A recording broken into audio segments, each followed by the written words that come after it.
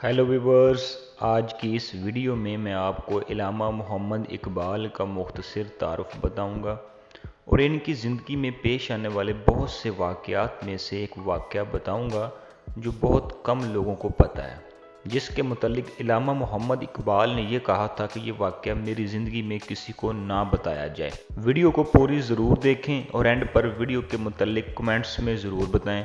जो लोग नए हैं वो चैनल को लाइक एंड सब्सक्राइब कर दें। तो हम चलते हैं अपनी आज की वीडियो की तरफ। तारीख़ में ऐसे बहुत से अजीम लोग मौजूद हैं जिन्होंने अपने अजीम कारनामों की वजह से इंसानियत की खिदमत की। जब हम इन अजीम लोगों की बात करते हैं तो बहुत से नाम हमारे जहन में आते हैं। आज हम जिनकी बात करेंगे वो एक बासलाहियत और अजीम शख्सियत हैं जिनमें लाजवाब खसूसियात मौजूद थी।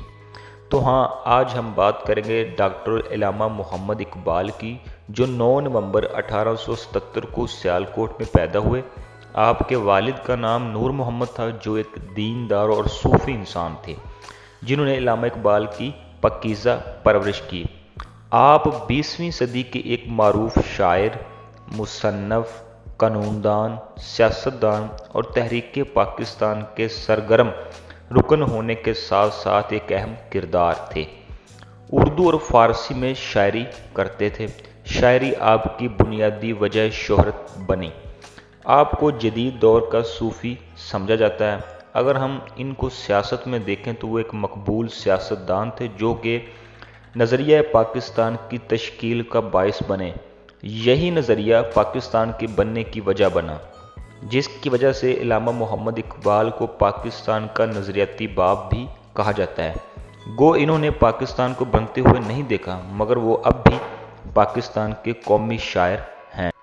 इलामा इकबाल की ज़िंदगी में ऐसा वाक़या पेश आया जिसके मुतल्लिक इलामा इकबाल ने अपनी ज़िंदगी में किसी को बताने से मना किया था। इस वाक़या से मुतल्लिक जानकर हर जी शऊर मुसलमान का ईमान ताज़ा हो जाता है। मियाँ अली बख्श इलामा मोहम्मद इकबाल के खादम थे, जिनको इलामा इकबाल के यहाँ एक ऐसा वाक़या पेश आया जिसे वो उम्र भर याद करते रहे। इस वाक़या को मौलाना अब्दुल सत्तार नियाज़ी ने लिखा है। आप एक बुज़ुर्ग मियाँ अली बख्श के पास आए और कहा कि इलामा इकबाल की ज़िंदगी के मुतालिक कुछ बताएं। तो अली बख्श ने मौलाना के इसरार पर एक वाक़या सुनाया जो इलामा मोहम्मद इकबाल की ज़िंदगी में पेश आया, लेकिन इलामा साहब ने अपनी ज़िंदगी में इससे मुतल्लिक किसी को बताने से मना किया था। वाक़या यूँ है कि एक दिन निस्फ शब इलामा इकबाल अपने बिस्तर पर लेटे हुए बेचैन थे और करवटें ले रहे थे। यकदम आप खड़े हो गए और दरवाजे की तरफ गए। मैं भी आप इलामा साहब के पीछे चला गया। इतने में एक पाकीज़ा बुज़ुर्ग अंदर दाखिल हुए। इनका लिबास इंतहाई खूबसूरत और सफ़ेद था। आप इन्हें अंदर ले आए और पलंग पर बिठाया और ख़ुद नीचे बैठकर इनके पाँव दबाने लगे। इसी दौरान इलामा साहब ने इनसे पूछा कि क्या लाऊं? इन्होंने खूबसूरत जवाब देते हुए कहा कि लस्सी बनाकर पिला दो। तो इलामा इकबाल ने मुझसे कहा कि जाओ जग ले जाओ और लस्सी बनवा कर ले आओ। मैं हैरान हुआ कि इस वक्त लस्सी कहाँ से लाऊं। जो ही मैं बाहर निकला तो मुझे एक बाज़ार दिखाई दिया जो मैंने पहले कभी नहीं देखा था। बाज़ार में मुझे एक लस्सी वाले की दुकान नज़र आई, जिसके पास मैंने जाकर कहा कि मुझे लस्सी बना कर दो। इसने अच्छी तरह जग धोया और दही की लस्सी बनाकर मुझे दे दी। मैंने पैसे पूछे तो इन्होंने कहा आप लस्सी ले जाएं, इलामा इकबाल से हमारा हिसाब चलता है। मैं जग लेकर आया और इलामा मोहम्मद इकबाल को पेश किया। इलामा साहब ने एक गिलास भर कर रूहानी पकीज़ा बुज़ुर्ग को पेश किया। उन्होंने पी लिया। फिर दूसरा गिलास पेश किया, वो भी उन्होंने पी लिया। और जब तीसरा गिलास भर के दिया तो उन्होंने इलामा इकबाल को पीने को कहा। इलामा इकबाल काफ़ी देर तक उनके पाँव दबाते रहे और बातें करते रहे। कुछ वक्त गुजरने के बाद वो बुज़ुर्ग उठ खड़े हुए और बाहर चल दिए।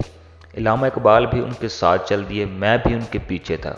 वो बुज़ुर्ग बाहर निकले और गायब हो गए और वो बाज़ार भी वहाँ मौजूद ना था जिसमें दुकान वाले ने मुझे लस्सी बनाकर दी थी।